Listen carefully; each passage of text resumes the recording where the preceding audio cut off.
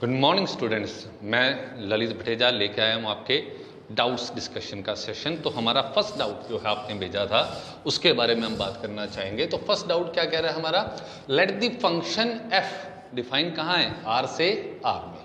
जी function है वो भी डिफाइन कहाँ है, आर से आर में। Defined by f x is equals to e to the power x minus one minus e to the power minus of mod of x minus 1 and gx is half of e to the power x minus 1 plus half of plus e to the power 1 minus x.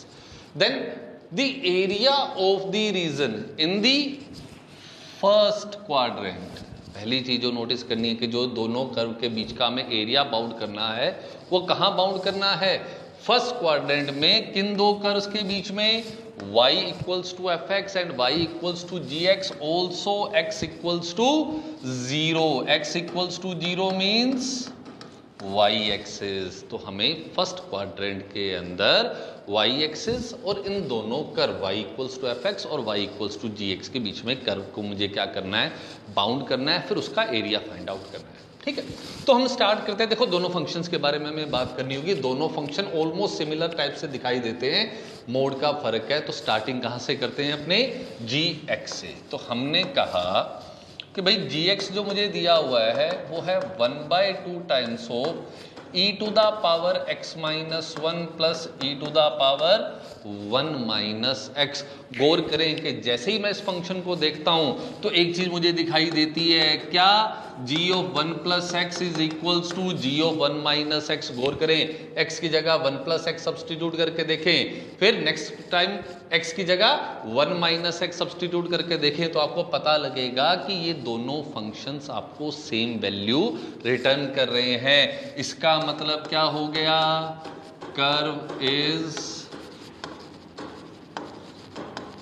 Symmetric about x equals to 1। मेरा जो curve है वो x equals to 1 नाम की line जो है उसके क्या है, सिमेट्रिक है, लाइन के जैसा इस तरफ बिल्कुल वैसा उस तरफ।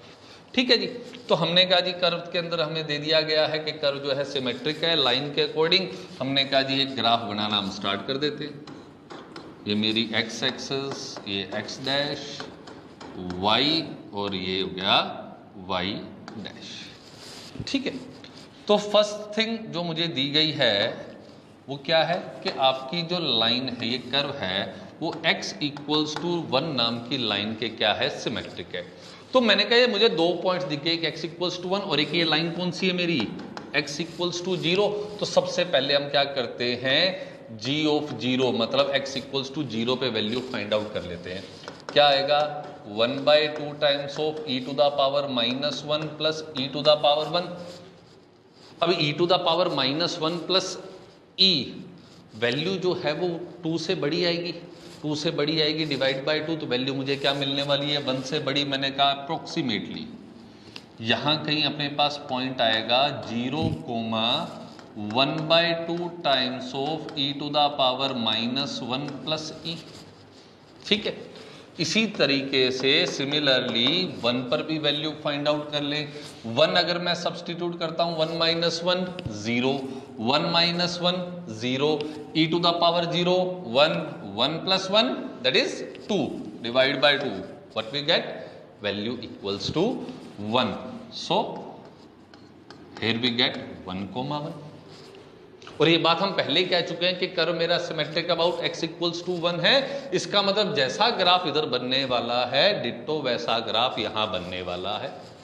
अब मुझे ग्राफ तो दिख रहा है पर मुझे ये नहीं पता कि बीच में कर्व की शेप क्या रहेगी। 2 पॉइंट्स हैं, ऐसा तो नहीं है मैं स्केल से मिला दूंगा, मुझे नहीं पता कर्व क्या है। तो कर्व की नेचर पता करने के लिए हमने क्या किया, x का, gx का, फंक्शन का x के रिस्पेक्ट में डेरिवेटिव फाइंड आउट किया। तो ये देखा हमने e to the power x minus 1, क्योंकि e की पावर x का डिफरेंशिएशन क्या होता है, e की पावर x, और इसका डिफरेंशिएशन क्या हो जाएगा, e to the power 1 minus x। ठीक है, तो हमने कहा जी कर्व मुझे यहां पर दिखाई देता है x बराबर 1 के सिमेट्रिक है, तो 1 से छोटे पर और 1 से बड़े पर चेक कर लेते हैं।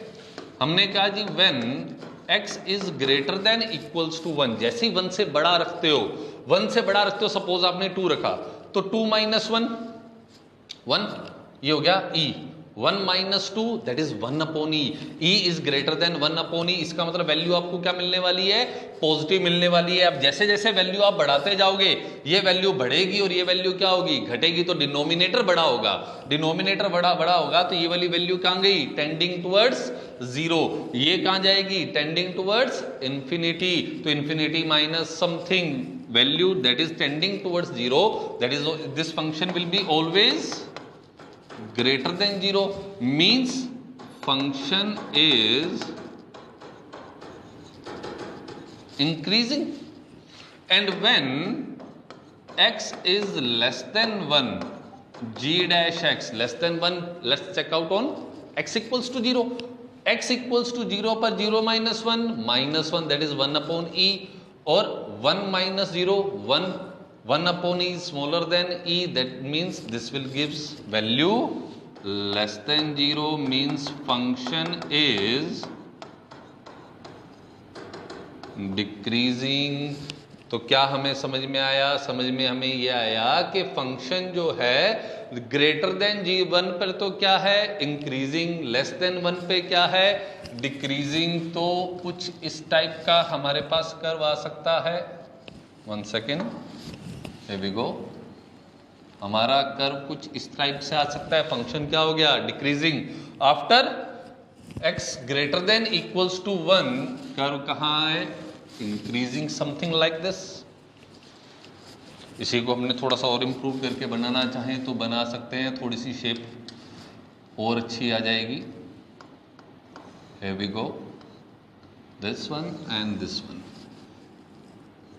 something like this, so 1, 1, here we get the graph of y equals to gx and y equals to gx का ग्राफ कुछ इस तरीके से दिखाई दे रहा है। और क्वेश्चन में हमें कहा गया था symmetric about x equals to 1, तो आप देख सकते हैं जैसा x इक्वल्स टू 1 के राइट में है वैसा का वैसा लेफ्ट में, तो y इक्वल्स टू gx का ग्राफ हमारे पास प्लॉट हो गया। ठीक है, now y equals to fx की बात करें, fx का ग्राफ कैसा था भाई हमारे पास, फंक्शन क्या है e to the power x minus 1 minus e to the power x minus 1 minus e to the power minus of this, modulus function है तो ब्रेक होगा कहां पर 1 पर। तो हमने कहा दो केसेस बनेंगे, पहला x greater than equals to 1, दूसरा x लेस देन 1।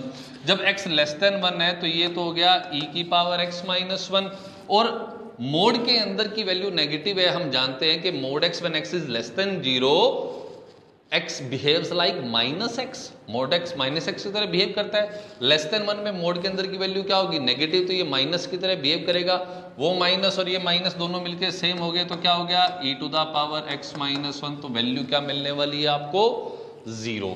पर जैसे ही आपने ग्रेटर देन 1 रखा तो आपको फंक्शन मिला e to the power x minus 1 minus e to the power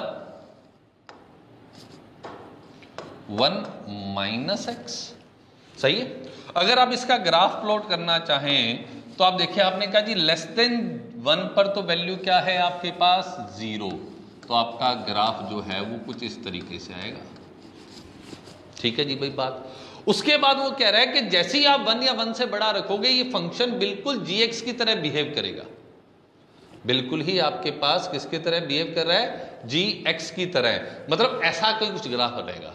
अब देखना ये कि कहां से स्टार्ट होगा, जैसे ही मैंने 1 रखा 1 minus 1 0 e to the power 0 1, 1 minus 1 0 e to the power 0 1, 1 minus 1 0, तो ग्राफ कहां से स्टार्ट होगा 1,0 नाम के पॉइंट से, और फिर ये करो बिल्कुल gx की तरह जाते जाते ऐसा कुछ प्लॉट हो जाएगा।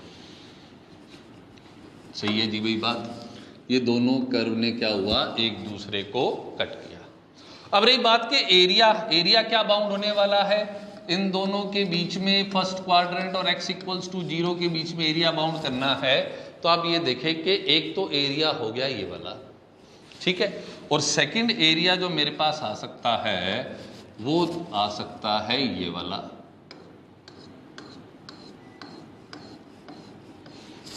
ठीक है, अगर मैं कहूं कि area bounded by the curves area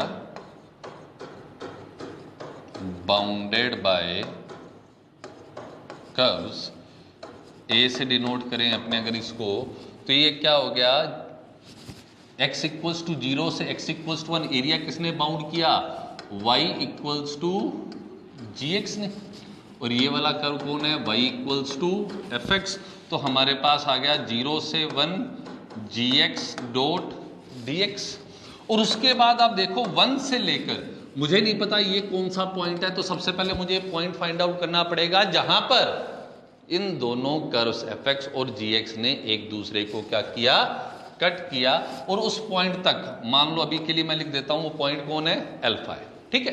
तो इस पॉइंट पर क्या होगा, अपर माइनस लोअर, ऊपर कर्व किसका, gx का, नीचे कर्व किसका, fx का, तो gx minus fx dot dx। अब मेन हमारे पास काम जो रह गया वो ये है कि इस अल्फा की वैल्यू फाइंड आउट कर लें, उसके बाद नॉर्मल इंटीग्रेशन हमारे पास क्या आ जाएगी, वैल्यू, ठीक है।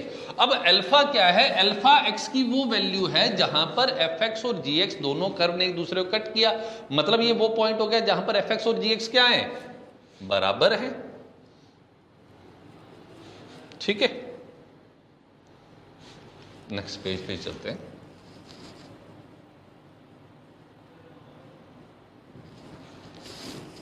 Now to find the value of alpha, वो कहता है put fx equals to gx। fx क्या था भाई आपके पास, fx तो है e की power x minus 1, e to the power x minus 1 minus e to the power 1 minus x। gx क्या है, half of e to the power x minus 1 plus e to the power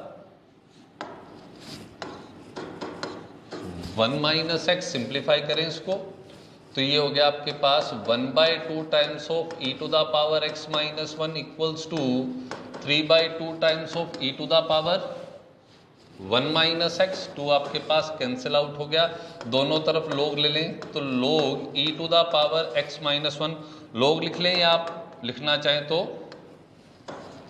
ln e to the power x minus 1 ln 3 into e to the power 1 minus x. क्या बना आपके पास, ये तो हो गया x minus 1, ये हो गया ln 3 प्लस 1 माइनस एक्स, सही है।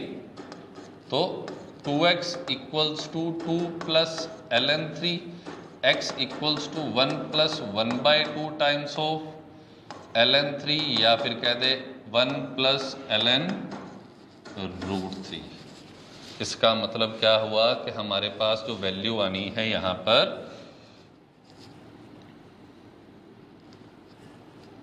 क्या आएगी, 1 प्लस ln रूट 3, सही। अब हमें इसको क्या करना है, सिंपली इंटीग्रेट करना है। करें इंटीग्रेट इसको, नेक्स्ट पेज पे करते हैं इसको। तो एरिया आ गया 1/2 times of limit 0 to 1 e to the power x minus 1 e to the power 1 minus x dot dx plus 1 से 1 प्लस ln रूट 3। फंक्शन क्या था, gx minus fx, gx is 1/2 times of e to the power x minus 1 e to the power 1 minus x minus e to the power x minus 1 minus e to the power 1 minus x। Am I right? What is fx? e to the power x minus 1 minus e to the power 1 minus x dot dx।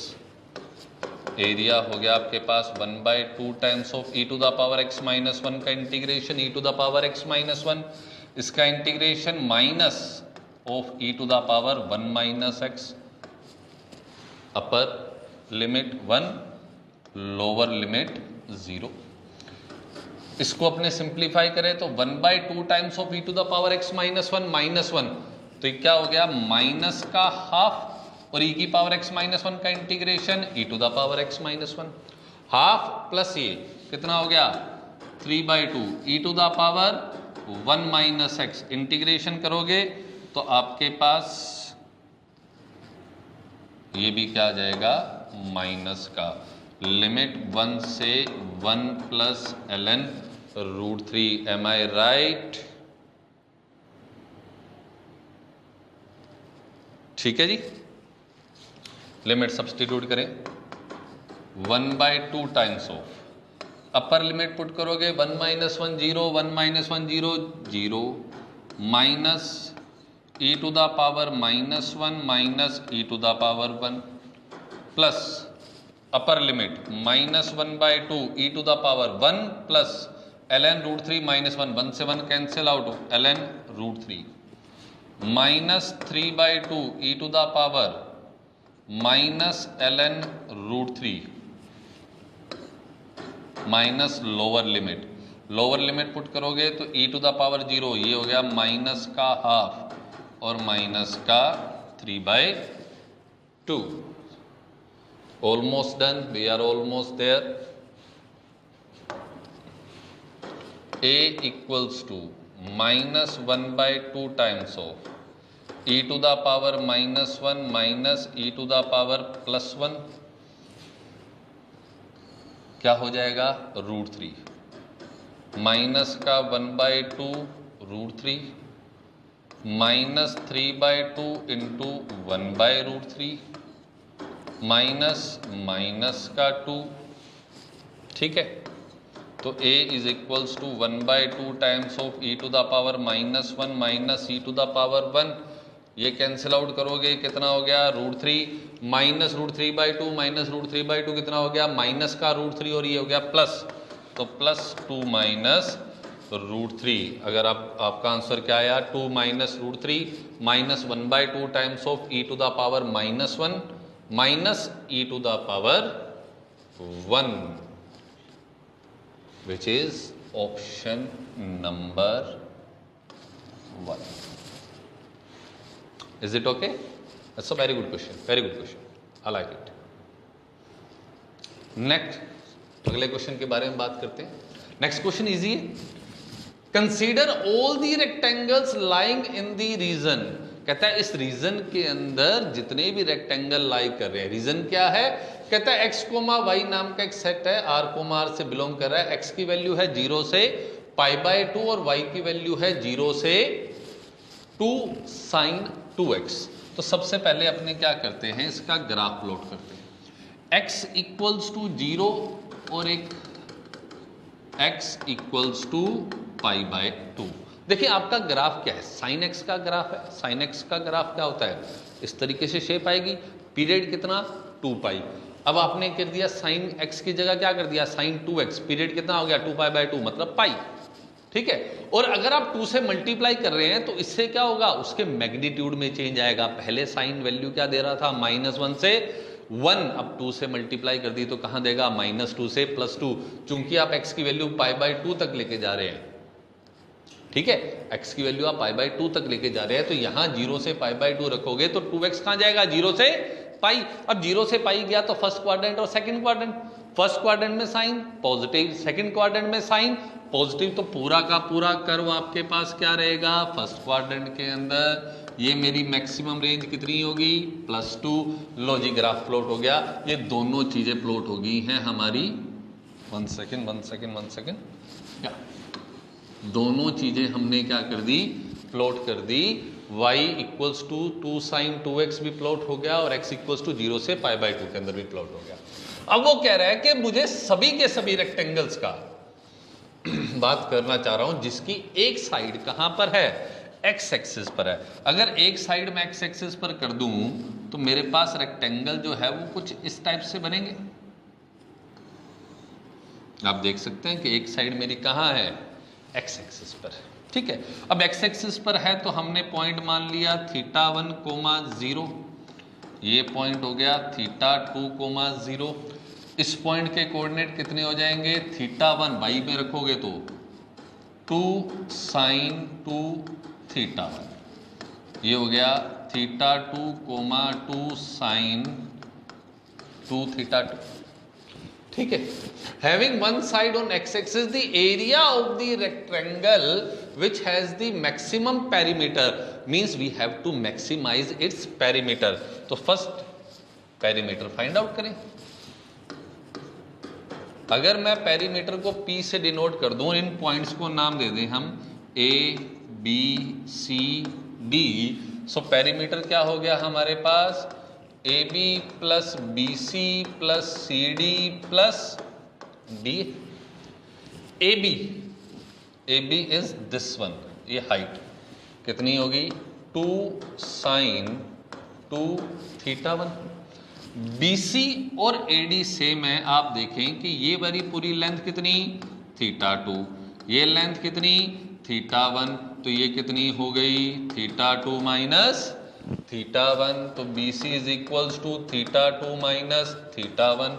CD height कितनी 2 sin 2 θ2, DA that is equals to θ2 minus θ1।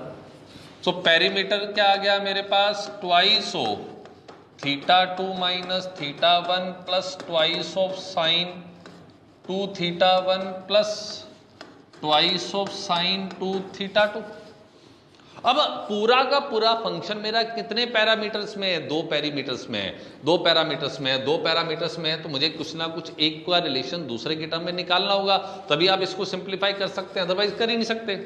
अगर आप गौर करें तो जो आपने rectangle बनाया है, in rectangle AB is equals to CD। AB और CD आपके क्या हैं, बराबर हैं, तो इसका मतलब 2 sin 2 θ1 is equals to 2 sin 2 θ2। तो पहली कंडीशन तो ये आती है, या इसको अपने सिंप्लीफाई करें, एक कंडीशन तो देखते ही समझ में आता है कि 2 sin 2 θ1 equals to sin 2 θ2, that means 2 θ1 equals to 2 θ2, θ1 equals to θ2। देखो अगर θ1 और θ2 सेम हो जाएंगे तो ये पॉइंट ही ओवरलैप कर जाएंगे, रेक्टेंगल बनेगा ही नहीं। चलो अपने इसको थोड़ा सा सिंप्लीफाई करते हैं, मैं इसको लिख सकता हूं 2 θ1 माइनस 2 θ2 इक्वल्स टू 0। क्या फॉर्मूला लग रहा है, sin C minus sin D, और sin C minus sin D क्या हो गया 2 cos C plus D/2 sin C minus D/2 equals to 0। ठीक है, either cos θ1 plus θ2 equals to 0 और sin θ1 माइनस θ2 इक्वल्स टू 0। इससे तो क्या आएगा θ1 इक्वल्स टू θ2, जो कि पॉसिबल नहीं है क्योंकि पॉइंट्स हम ओवरलैप कर जाएंगे, ये हम पहले ही बात कर चुके हैं। और cos 0 कब होगा, हमने कहा जी θ1 प्लस θ2 इक्वल्स टू π/2, क्योंकि ओवरऑल हमें देखना है कि रेंज जो है θ1 प्लस θ2 की रेंज जो है वो कुछ बहुत ज़्यादा चेंज नहीं हो सकती। तो सबसे पहली वैल्यू और सुटेबल वैल्यू क्या आ रही है, θ1 प्लस θ2 इक्वल्स टू π/2। तो अब पेरीमीटर क्या हो गया, ट्वाइस ऑफ θ2 को मैं लिख दूं π/2 minus θ1 plus 2 sin 2 θ1 plus 2 sin twice of π/2 minus θ1। Is it okay? So P equals to pi minus 4 times of θ1 plus twice of 2 sin θ1, 2 into π/2, pi minus 2 theta, sine 180 minus theta is equals to sine theta, तो ये दोनों same हो गए, ये कितना हो गया 4 times. अब क्वेश्चन में हमें कहा गया कि we have to maximise the perimeter, और अगर मुझे पेरीमीटर को मैक्सिमाइज करना है if we want to maximize the perimeter,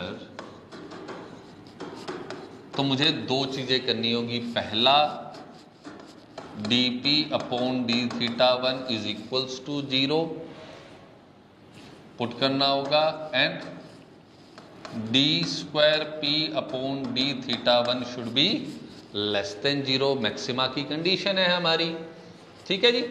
तो dp upon d theta 1 find out करें। पाई का differentiation 0 -4 plus 4 into cos 2 theta 1 into 2। आप इसे 0 पुट करेंगे तो ये हो गया आपके पास 4 cos 2 theta 1 into 2 equals to 4 cos 2 theta 1 equals to half. Cos half value कब दे रहा है? 60 डिग्री पर। इसका मतलब थीटा 1 कितना आ गया? π/6 D square P upon D theta 1 का स्क्वायर। इसका फिर से डिफरेंशिएशन करो, -4 का डिफरेंशिएशन खत्म, ये हो गया 8 माइनस का 2 sine 2 theta 1 D square P upon D theta 1 square at theta equals to π/6। Value क्या आ गई? नेगेटिव आ गई। That means at theta 1 equals to π/6 perimeter will be maximum. सही है। और हम पहले क्या कहें कि थीटा 1 प्लस थीटा 2 कितना है? π/2। थीटा 1 आ गया π/6, तो इसका मतलब थीटा 2 कितना हो गया? π/3। सही है। यहां तक हमारे क्वेश्चन का काम हो गया। क्या कहा था उसने? Consider all the rectangles lying in the region and having one side on the x-axis the area of the rectangle which has the maximum perimeter among all such rectangles। मतलब मुझे उस पॉइंट पर एरिया की value निकालनी है जहां पर perimeter मेरा क्या हुआ? मैक्सिमम हुआ। Now we have to find the area of the rectangle. Area of the rectangle क्या हो गया? Length into breadth. आ जाओ जी। हाइट तो कितनी होगी? ट्वाइस ऑफ साइन 2 थीटा 1, और ब्रेड्थ आप कितनी कह सकते हैं? Theta 2 minus theta 1। तो एरिया अपने फाइंड आउट कर लेते हैं, बस almost done. Area that is A which is equals to theta 2 minus theta 1 into twice of sine 2 theta 1। Theta 2 is equals to π/3, theta 1 is equals to π/6, तो π/6 minus π/3 कितना हो गया? π/6। सही है। कैंसिल आउट करोगे, साइन π/3 मीन साइन 60 डिग्री।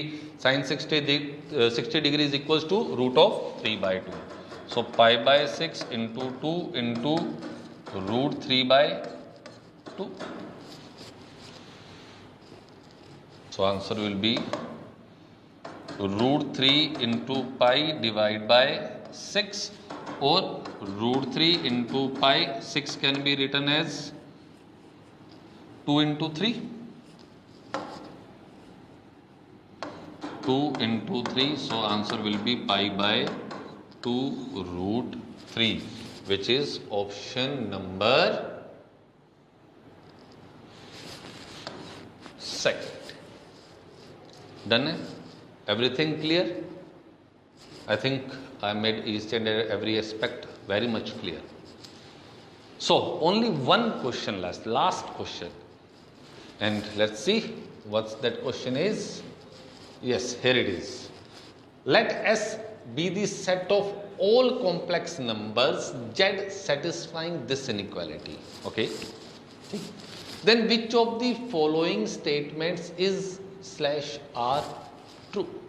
इनमें से कौन कौन सी स्टेटमेंट्स ट्रू हैं जो मेरी इस condition mod of z² + z + 1 equals to 1 को क्या कर रही हैं, सेटिस्फाई कर रही है। ठीक है, स्टार्ट करते हैं। लास्ट क्वेश्चन हमारा गिवन है हमें mod of Z square plus z plus 1 is equals to 1। इसको थोड़ा सिंप्लीफाई करते हैं, परफेक्ट स्क्वायर बनाएं। अगर मैं इसको परफेक्ट स्क्वायर बनाऊं तो जेड प्लस 1/2 का होल स्क्वायर दैट इज 1/4, ये हो गया 3/4 is equals to 1। Now using